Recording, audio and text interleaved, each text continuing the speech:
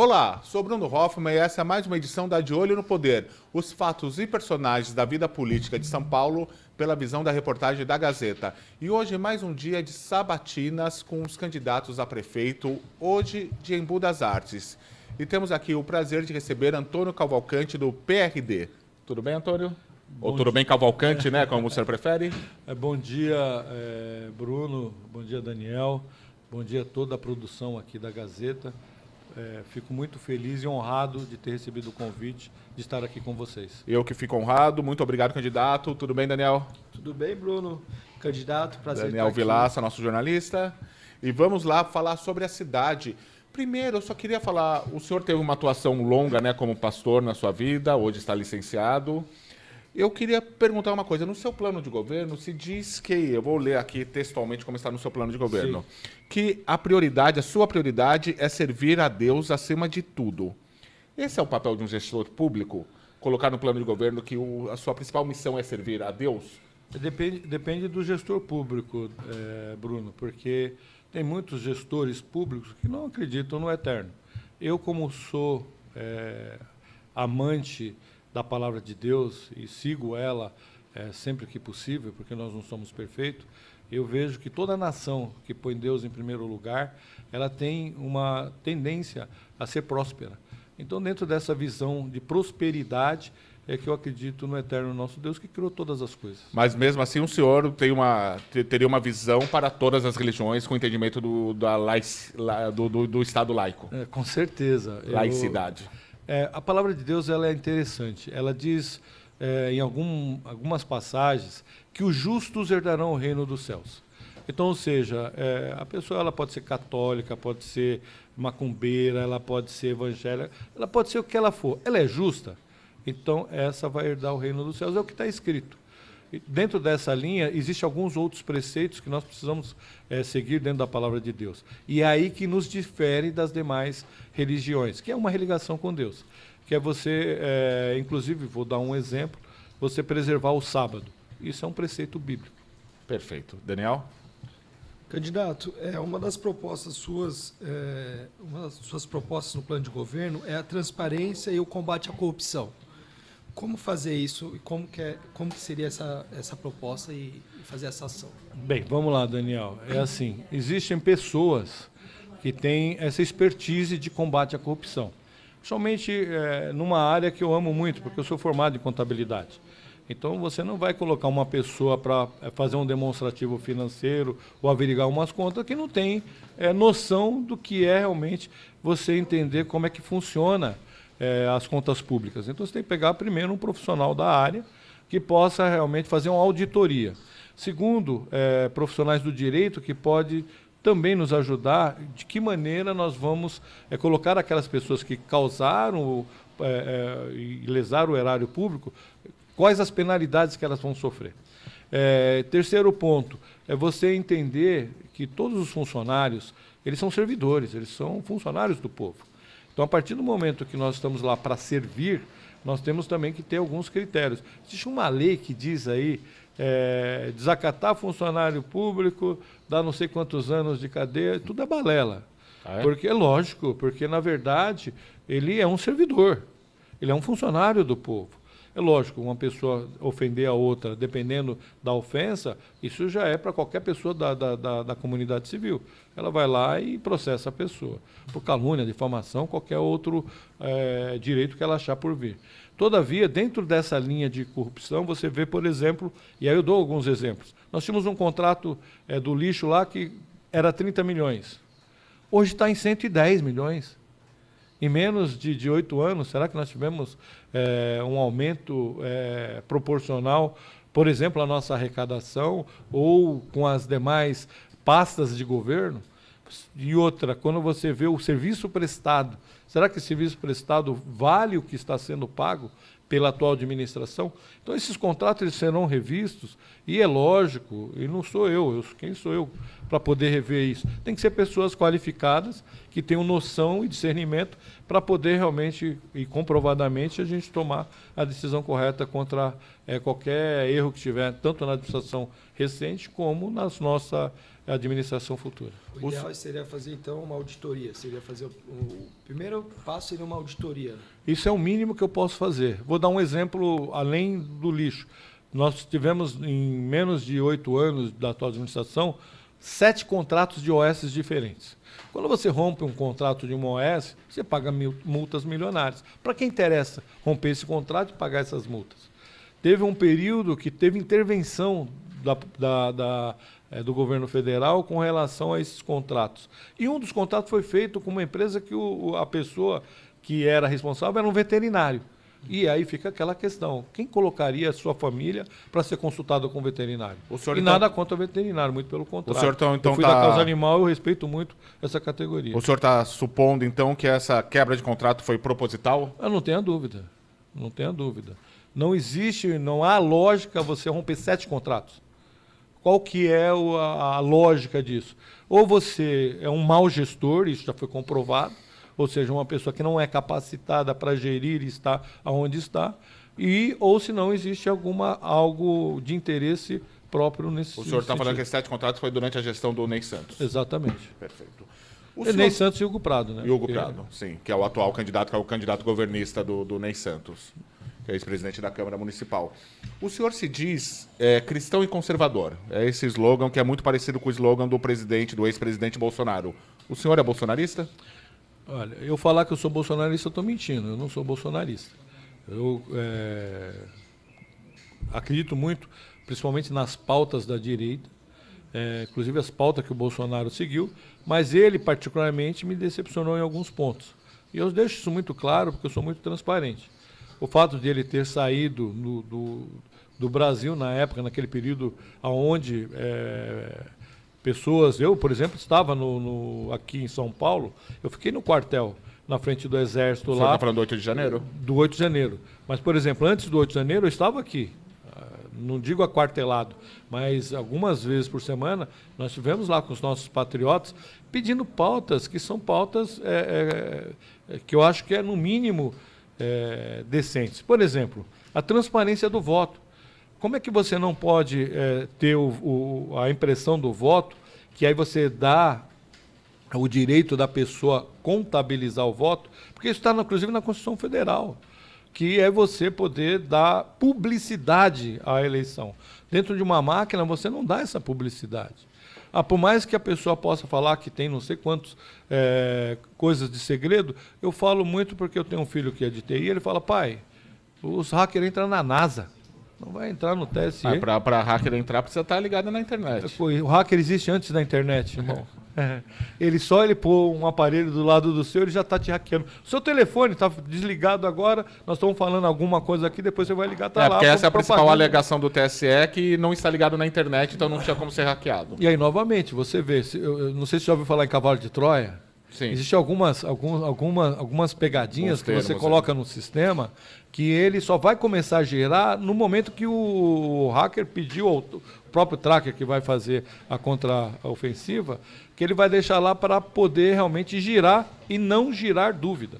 Vou dar alguns exemplos. Mas justiça seja feita. Nos Estados Unidos é em papel e aconteceu o que aconteceu lá com o Donald Trump. Então, mas vamos lá. Nos Estados Unidos tem alguns estados que têm urna eletrônica, só de terceira geração, que nem aqui do lado nosso, do Paraguai, que elas são urnas auditáveis, que tem lá o comprovante para a pessoa poder depois... E assim, a pessoa não tem acesso ao comprovante. Tá? Ela cai numa urna de acrílico e depois você só confere o extrato da máquina. Exatamente, o que nós chamamos de boletim de urna, com os votos que estão lá. Bateu, tranquilo. Isso pode ser por georreferência. Você não precisa fazer isso em todas as urnas. Você pega, por exemplo, algumas sessões, você pega uma urna de uma sessão, você já valida todas as demais. Não é aquela coisa louca que tinha antigamente, como é em alguns estados americanos, que você fica dias, semanas contando voto para você poder realmente chegar a uma decisão. 6, 7 dias, né? Sim. Daniel. Candidato, uma das suas propostas de governo seria a criação de um novo paço municipal na cidade. Sim. Por que e como fazer isso? Não sei se vocês conhecem Budas Artes e como funciona lá a prefeitura. Se vocês for lá, vocês vão ver que lá parece um mausoléu. Ou seja, a infraestrutura lá é ridícula. As pessoas, para chegarem e ter acesso à prefeitura, já é lastimável. Então, aquela infraestrutura ela é inadequada para você poder prestar um bom serviço. Quando você pega os modelos das cidades vizinhas, até Vargem Grande Paulista, que é uma cidade que arrecada 4 vezes menos que o Imbu, já fez um passo municipal, que você vê lá a infraestrutura de primeiro mundo. Que isso te dá qualidade de atendimento e qualidade de vida para o próprio funcionário e para o próprio munícipe, para poder realmente ter um lugar que ele fala, lá eu tenho, e aí eu quero mandar um abraço aqui para o Bolis, que recentemente ele falou que ele vai fazer o poupa-tempo da saúde aos moldes do poupa-tempo. Olha, obrigado por você falar que o poupa-tempo é o melhor instrumento que foi criado na gestão do PSDB, porque eu fui do PSDB, tive a oportunidade de criar não só o poupa-tempo, mas o Bom Prato. São equipamentos realmente que tem aí, se não é 100%, é 99% de aproveitação da população. O senhor diz que não é bolsonarista, o senhor agora citou... Não digo que eu sou radical bolsonarista. Sim, sim. Eu acho que assim, entre o capitão e o Lulis, eu sou mais o capitão. Isso, eu ia falar do Lulis, do Boulos, que o senhor falou agora, falou com uma... Não, mas é por causa que é uma criação do Pablo Marçal, né? Na verdade, não. Eles que estão inventando essa linguagem neutra. Sim. Que não existe na língua portuguesa. Foi uma provocação do Pablo Marçal durante os debates. Qual que é a sua visão do Pablo Marçal aqui na capital? É uma direita que lhe agrada? Só para entender a sua visão da direita. Então, vamos lá. Primeiro, graças a Deus, o pessoal da direita não é gado. Não é porque o capitão está mandando, os caras vão seguir. A gente vai, pesquisa na internet, vê se realmente a pessoa tem os princípios da direita, que é valores da família, é a pessoa realmente ser cristão, é a pessoa não querer o aborto, ter a liberdade de imprensa, vocês poderem falar à vontade o que vocês pensam. Se a pessoa falar alguma coisa a mais, vai para a justiça. Isso é uma das pautas da direita que nós temos que defender, a liberdade. Todavia, o que acontece? O Pablo ele está chegando agora... Aliás, chegou na eleição passada, né, como candidato a presidente, e boicotaram ele. Sim, o partido dele... Me perdoe que eu tô... Imagina, ele muito gentilmente veio mesmo gripado. O partido dele se aproximou ao Lula, né, em 2022. Na verdade, nós temos um problema no país, que os partidos, todos eles têm o seu viés. E a maioria deles são tudo de cacique, ou seja, tem dono. Então, diferente nos Estados Unidos, que lá qualquer cidadão pode ser candidato, independente de ter ou não partido. Aqui no Brasil nós não temos essa possibilidade, infelizmente. Eu até brinco que democracia é essa que você é obrigado a votar. Isso é uma democratura, porque se você não votar, você não tira passaporte, você não faz nada, não pode fazer nem concurso público, que é um erro. Nós temos que melhorar essa situação, principalmente na gestão eleitoral, para a gente poder colocar pessoas do bem dentro da política. Tem muitas pessoas do bem que não vêm para a política, que eles sabem que eles vão ficar refém, por exemplo, do próprio Bolsonaro. Ele está no PL, que é do Valdemar da Costa Neto, que é um antigo boy, que estava no mensalão, onde o Zé de Alencar era vice do Lula em 2002 e 2006. Ou seja, que direita é essa? Isso não é direito. Aí tentaram construir o partido, vamos dizer, de direita e o STF não deixou. Qual que era o nome mesmo? Do partido? Patriota? Sim. Não, o partido que queria criar, que o Bolsonaro queria criar. Esqueci o nome, mas houve essa tentativa que não deu certo. E outra, não é que não deu certo, deu certo. O problema é que o STF não deixou. Tinha as assinaturas suficientes, tinha tudo dentro da lei, da legalidade. Como tem lá 70 partidos tentando se efetivar no país. Porque partido hoje virou sinônimo de lucro. Com essa história do FEFEC, do fundo eleitoral, entram milhões, bilhões dentro dos partidos e eles distribuem da maneira que eles quiserem. É só vocês pegarem hoje no DivulgaCand, aí eu peço para você, eleitor, entrar no DivulgaCand, olha os partidos da sua cidade, não estou falando só do Embu das Artes, tá? Qualquer cidade que você estiver, olha lá e você começa a ver a disparidade. Tem candidato lá que recebe 300, 400 mil reais e tem outro candidato que não recebe nada, traço. E aí eu pergunto, qual que é a igualdade de direito que esse candidato vai ter com os demais candidatos? Não vai ter. E aí como é que é utilizado esse fundo eleitoral? Não existe uma regra. É o dirigente partidário que vai deliberar. E aí você fica suspenso para ele colocar para os amigos, para os padrinhos, para os possíveis laranjas. Ele, exatamente. O cacique do partido que tem a conta bancária que Vou libera... Vou dar um exemplo lá no Embu. Vou dar 2 exemplos, um da direita e um da esquerda. Não tão direito, porque lá o PL não é de direita, né? O PL lá é vendido. Lá você tem o presidente do PL, que é o Léo Novaes, recebeu 225 mil. Aí você pega um outro candidato e recebeu 3 mil. E ele é candidato a vereador. Então você vê a disparidade. Você pega, por exemplo, o Abdan Henrique, que se diz defensor hoje de esquerda totalmente. Ele recebeu 300 mil. E aí você pega candidatos do partido dele, inclusive mulheres, é traço, é zero. Mas ou seja, cadê as cotas das mulheres? Cadê o Ministério Público fiscalizando isso? Quem repassa é o partido. É o partido, mas não existe uma regra de valores. Se existisse, era para ser distribuído igualmente. Está tentando perguntar, né? O presidente do partido, o dono do partido ali, que decide. E delibera, ele que manda. Quanto que ele quer dar para cada um. Vou dar um exemplo aqui em São Paulo, por exemplo. Você tem no PSB, a Tabata Amaral, que no partido dela tem candidato lá que recebeu 100 mil. E aí eu vou dar o nome, Herbert Mello, um braço, Herbert, professor Herbert, grande amigo. Aí você pega a minha filha, que é a Michele Cavalcante, e recebeu 30 mil. Ou seja, a mulher recebeu menos que o homem, e aí a desproporção.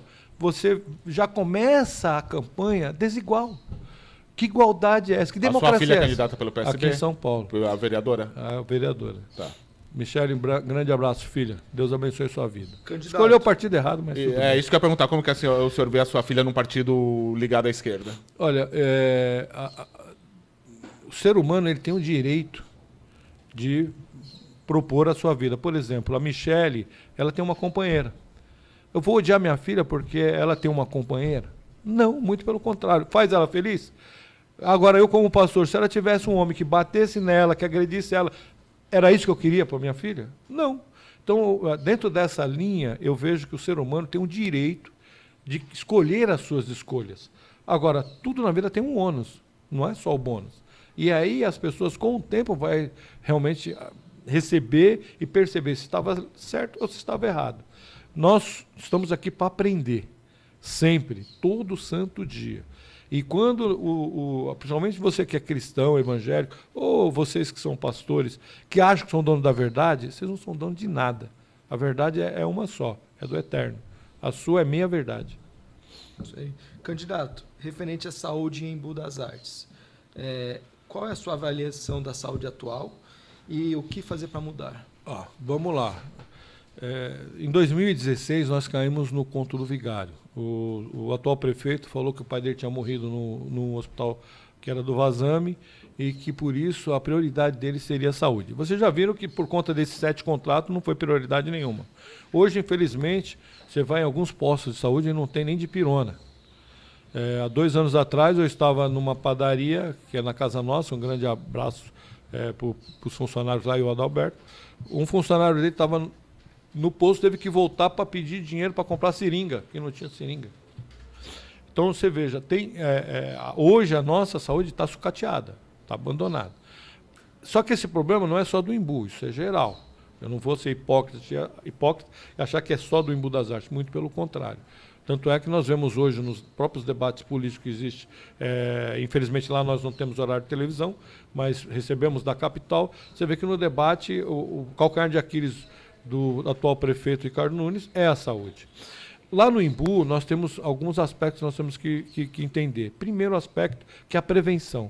Quando você começa a trabalhar na prevenção, você vai ter uma sociedade mais saudável. E a prevenção, ela não vem só de você tentar trazer a pessoa para fazer exames anteriores, mas praticar esporte, ter uma alimentação saudável, você começar a mostrar para a cidade que ela tem que ir por um rumo totalmente diferente do que está sendo proposto tanto por os 16 anos que nós tivemos lá do PT, como pelos 8 anos da atual administração. Eu, particularmente, não aguento mais essa raça. Por isso que eu me decidi sair candidato. Quando eu percebi que o que eu estava recebendo não estava me agradando, eu comecei a entender também o que eu estava dando para a minha cidade. Dentro da minha prática política, assessor parlamentar, diretor de várias pastas de Secretaria de Estado, uma pessoa que tem um envolvimento muito grande dentro da Alesp, conhece muitas prefeituras, e vendo, por exemplo, Louveira, eu fui lá ver a saúde de Louveira, é de primeiro mundo, dá vontade até de ficar doente, até brinquei com o Stan lá. Stan, que coisa linda! tudo limpinho, o equipamento de primeiro mundo, as pessoas vêm te atender dentro daquilo que eu acho que é humano, você atender bem as pessoas, com carinho, com sorriso, enfim. E dentro dessa linha, eu acho que em Embu das Artes precisa ter um hospital municipal. Se você for analisar friamente, você pega do lado, você tem Itapecerica da Serra, tem o HGIS, quem levou? Laci Baldusco.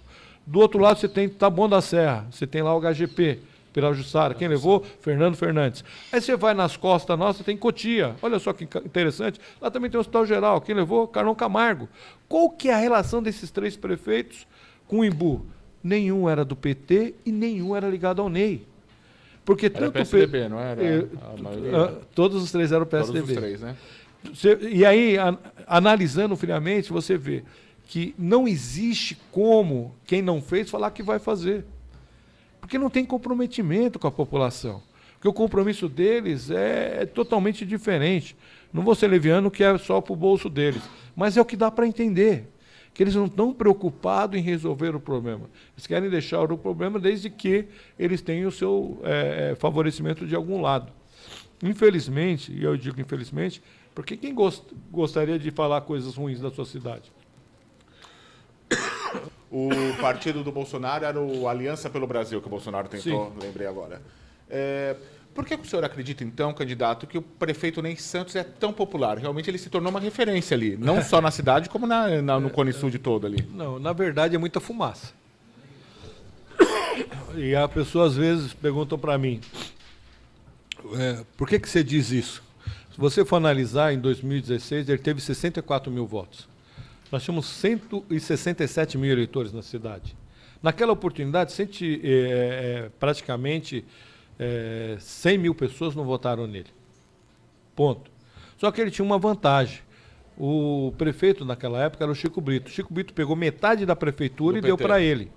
E a outra metade deu para o Geraldo Cruz. Então, quando ele faz isso, ele impulsionou mais ainda a campanha do Ney. Aí você vem, vamos para 2020. Em 2020, o Ney teve 61 mil votos. Só que olha a diferença, nós tínhamos não mais 167 mil eleitores, nós tínhamos 194 mil. Ou seja, 133 mil pessoas não votaram no Ney. E o que é pior, ele não tinha só metade da máquina, agora tinha a máquina toda. Ou seja, o estrago foi maior. Então, eles fazem muita fumaça, muita festa, muito evento.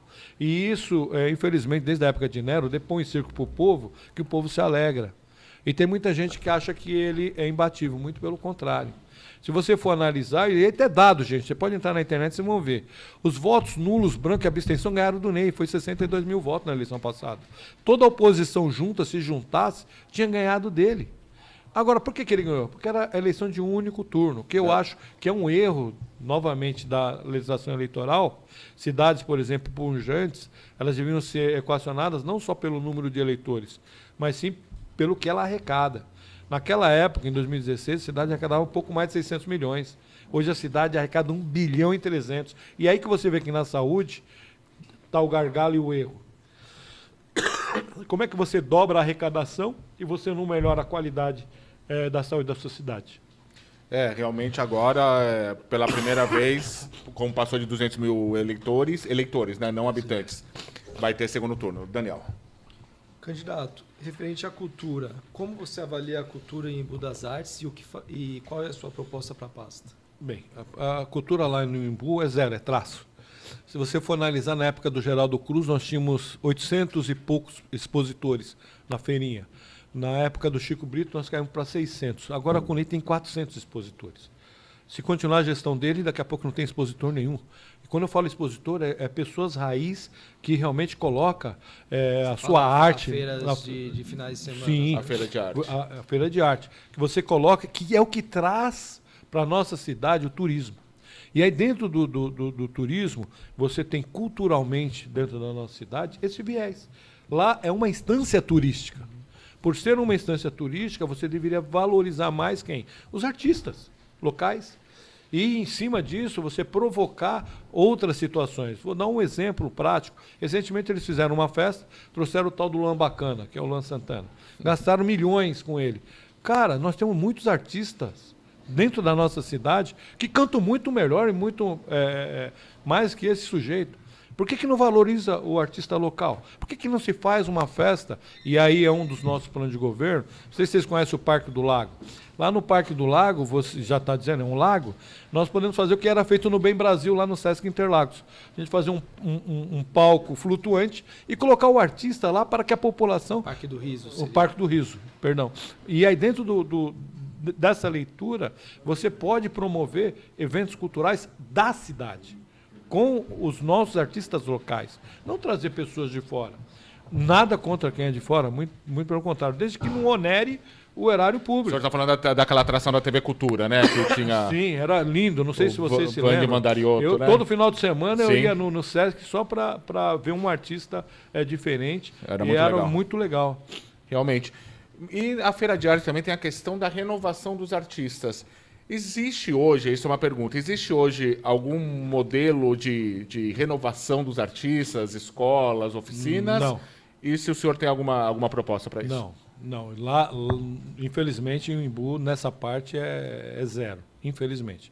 Agora, veja, tudo que nós vamos fazer, gente, nós temos que ter um certo cuidado, porque não existe aquele camarada de obra pronta. Você tem que trazer quem é do segmento para conversar. Por exemplo, nós temos que trazer não só o pessoal da feirinha, dos artistas da cidade, mas também o pessoal da educação, para eles poderem juntos montarem um plano, junto conosco, junto mesmo de verdade, de como nós vamos resolver para criar novos artistas. Impulsionar os jovens, os adolescentes, para estimularem eles a realmente entrarem nessa seara. Porque se deixar, por exemplo, como está hoje, é só pancadão. O que o governo atual influencia é o pessoal ouvir aquelas músicas que, na maioria das vezes, de ser de baixo calão, ofende as nossas filhas, a nossa família, fala palavras que não adianta nem mencionar, mas que é a realidade atual do Imbu. E isso tem que acabar. Nós precisamos promover isso com pessoas que realmente é desse viés. Eu, por exemplo, eu não sou desse viés. Então não adianta falar que eu vou focar isso prioritariamente. Eu estou mentindo. Não vou. Eu vou pegar pessoas para poderem fazer isso. E aí essas pessoas é que vão dizer o norte. É que nem, por exemplo, na questão da educação. Eu vou reunir todos os professores, todos os dirigentes, os diretores. Senta aí. Escolhe aí quem vocês querem, o secretário da pasta da educação. Ah, mas por quê? Porque ele que vai dizer junto com vocês o que vocês querem na educação. Durante esses 8 anos, por exemplo, não foi feita uma sala de aula. Peraí, não estou falando uma escola. Esse governo fez uma sala de aula.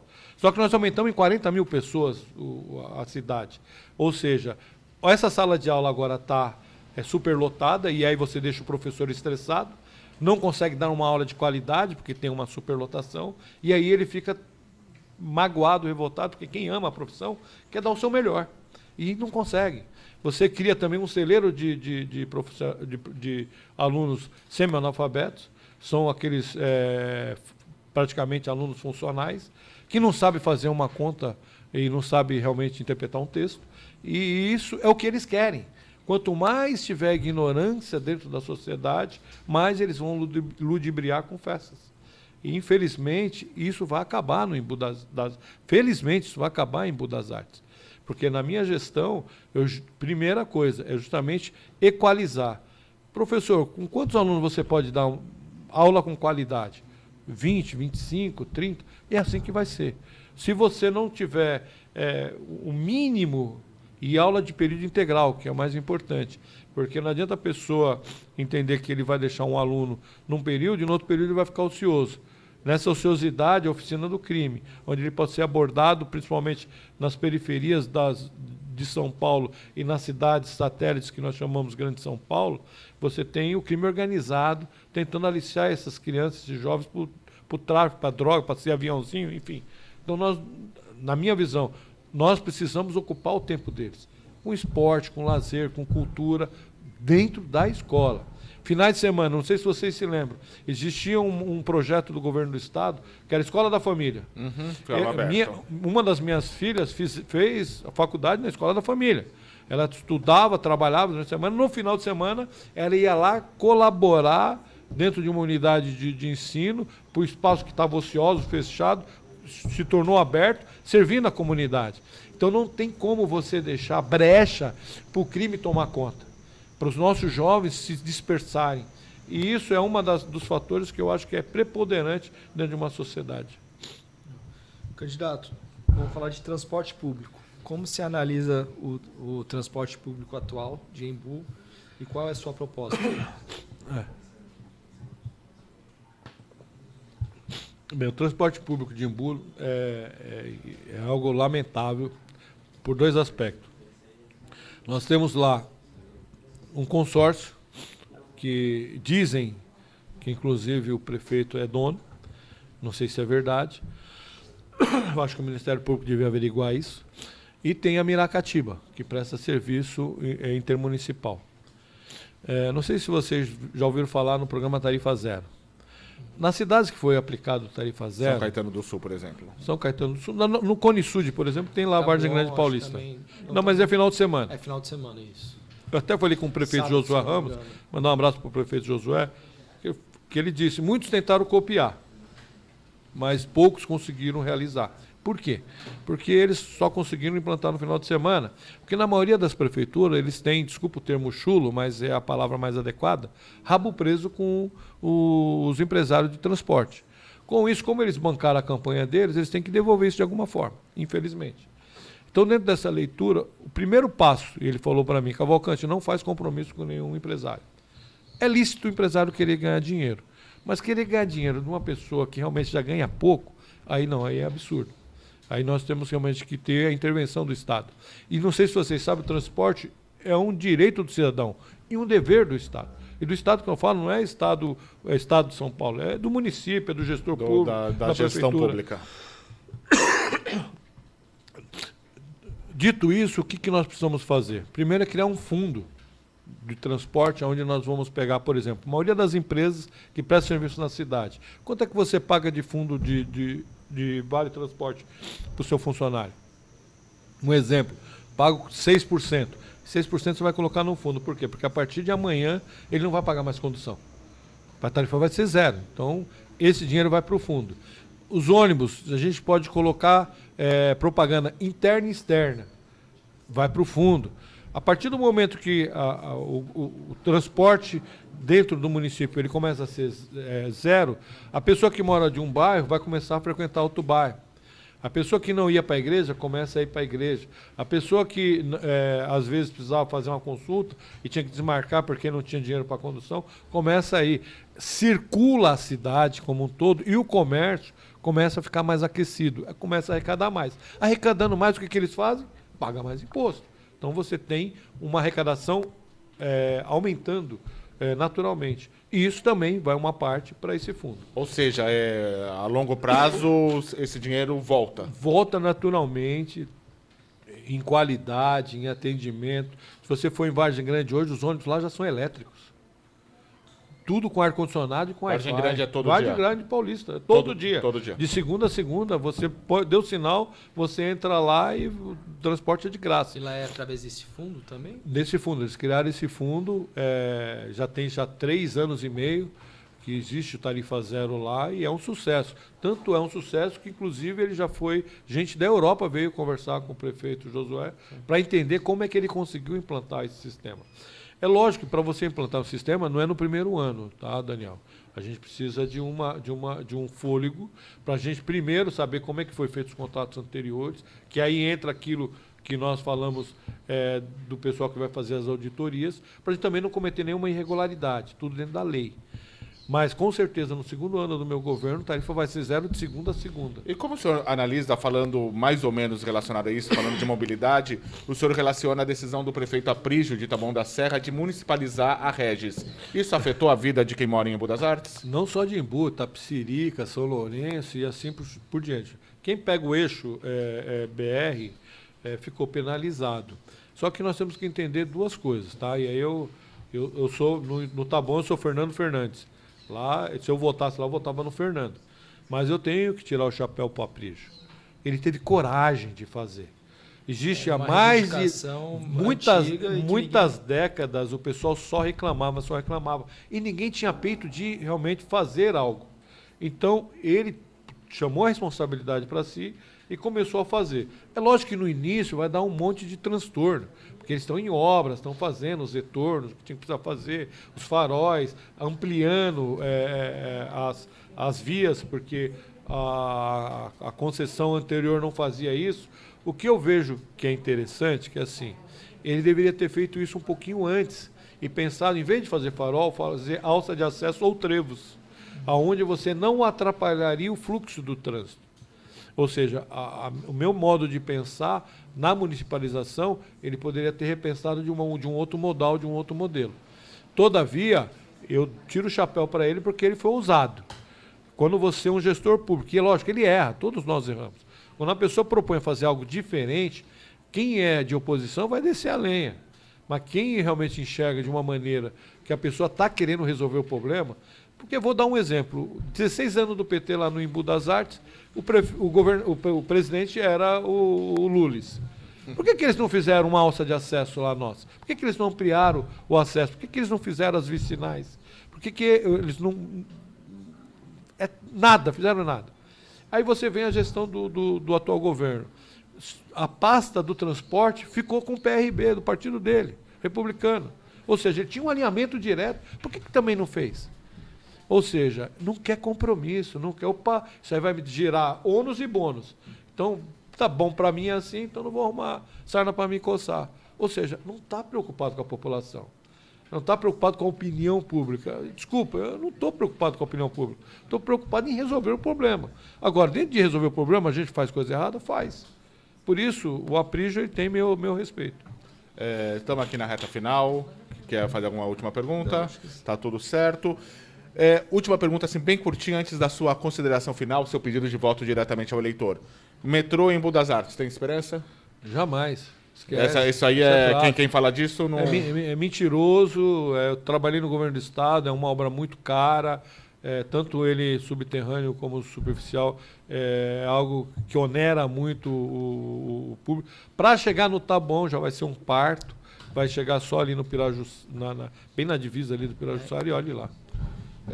Eu agradeço o senhor. Se o senhor quiser, para a Câmara 5, pedir voto, se despedir e falar o que o senhor deseja, fique à vontade. Primeiramente, agradecer ao eterno nosso Deus por essa oportunidade. Não percam a esperança em Embu das Artes. A nossa cidade é uma cidade linda, maravilhosa, tem um povo ordeiro. O que nós precisamos é mudar a gestão da nossa cidade. Por isso, no dia 6 de outubro, eu peço que você, eleitor do Embu, faça uma reflexão. Compara a administração dos 16 anos do PT com a atual administração hoje do Ney. É 6 por meia dúzia. Tanto faz um como o outro, é a mesma coisa. Não mudou nada na nossa vida. Por isso eu peço que você ouse como eu. Você vote no 25 para a mudança. E olha, eu tenho certeza que Embu vai melhorar. Fiquem com Deus, que o Papai do Céu abençoe a vida de todos vocês. Muito obrigado, candidato. E eu que agradeço a vocês pela oportunidade. Obrigado, Daniel. Obrigado, Bruno. Obrigado, candidato. E obrigado a você que acompanhou até agora. Todos os candidatos de Embu das Artes foram convidados. Eu reitero aqui o convite a todos para essa sabatina de 40 minutos e de outras cidades também que estamos fazendo sabatinas aqui na região metropolitana de São Paulo. Novamente agradeço a você pela sua atenção. Vote direito, um abraço e tchau.